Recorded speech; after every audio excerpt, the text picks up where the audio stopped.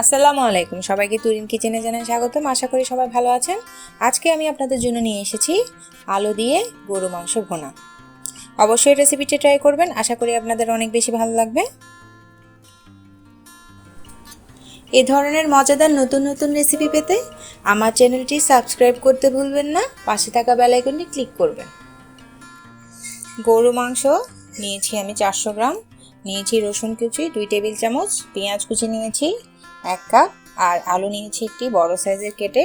আমি এখন যে পাত্রে রান্না করব এতে মাংসগুলো নিয়ে নিয়েছি। এখন এতে দিয়ে দিয়েছি তেজপাতা 2 টুকরো করে, দিয়ে দিয়েছি পেঁয়াজ, দিয়ে দিয়েছি রসুন কুচি,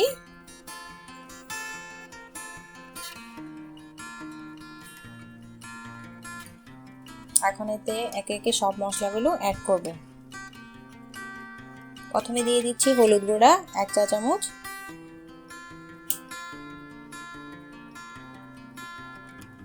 ধনিয়া গুঁড়া 1 চা চামচ, জিরে গুঁড়ো 1/2 চা চামচ,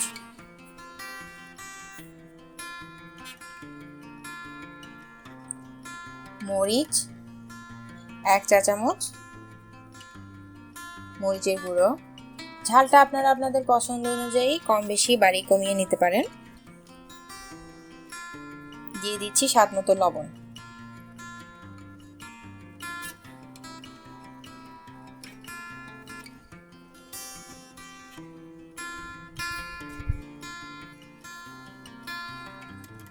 দিয়ে দিচ্ছি দারুচিনি 2 টুকরো করে,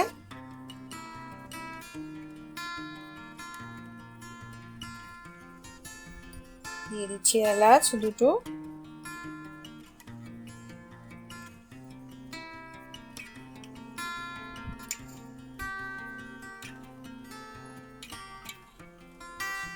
আর এখন দিয়ে দিব তেল। যেহেতু মাংসে চর্বি আছে ওই জন্য আমি তেল একটু কম দিয়েছি। আমি এখানে 2 টেবিল স্পুন তেল দিয়েছি। অনেকে তেল কম বা বেশি খায়, ওনারা বাড়িয়ে কমিয়ে নিতে পারেন। এখন সবগুলো একসাথে মাখিয়ে নিব। এভাবে মাংস মেখে রান্না করলে অনেক বেশি টেস্ট হয় আর খেতে অনেক বেশি ভালো লাগে। অবশ্যই ট্রাই করে দেখবেন, আশা করি আপনাদের অনেক বেশি ভালো লাগবে।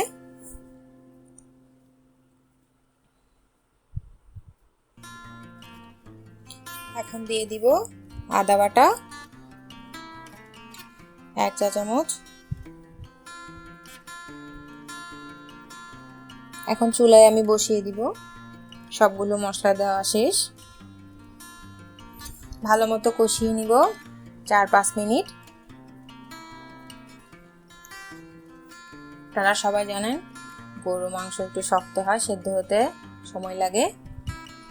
ভালো মতো কষানোর পরে 4-5 মিনিট আমি মিনিট কয়েক এতে গরম পানি অ্যাড করব, তাহলে তাড়াতাড়ি সেদ্ধ হবে।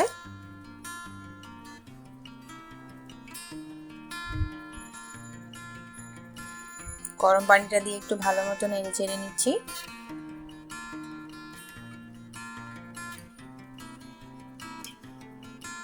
এ পর্যায়ে আমি 3-4 মিনিট পরে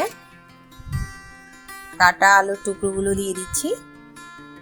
এখন পানিটা শুকানো পর্যন্ত ওয়েট করব, ততক্ষণে মাংসও সেদ্ধ হয়ে যাবে, আলুগুলোও সেদ্ধ হয়ে যাবে। আর একটু পর পর নেড়ে দিচ্ছি। এই মাংসটা আপনারা পরোটা, পোলাও, নান, রুটি, সাদা ভাতের সাথে খেতে পারবেন। এখন এতে দিয়ে দিয়েছি 1/2 টিস্পুন গরম মশলা গুঁড়া, যেটা এটা স্বাদ আরও বাড়িয়ে দিবে আর খেতে অসাধারণ হবে।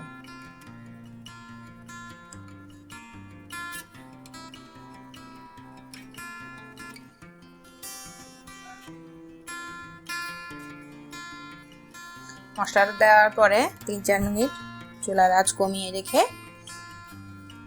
আমি নামিয়ে নিব। অবশ্যই রেসিপিটা ট্রাই করবেন, আর এই ধরনের মজাদার রেসিপি পেতে আমার চ্যানেলটি সাবস্ক্রাইব করতে ভুলবেন না, পাশে থাকা বেল আইকনটি ক্লিক করবেন, তাহলে নতুন নতুন ভিডিও আপডেট পাবেন।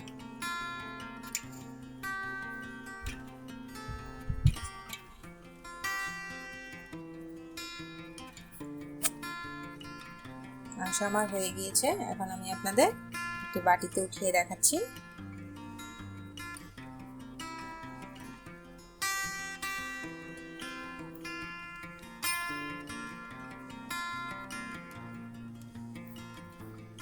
দেখুন কত সুন্দর একটা কালার হয়েছে।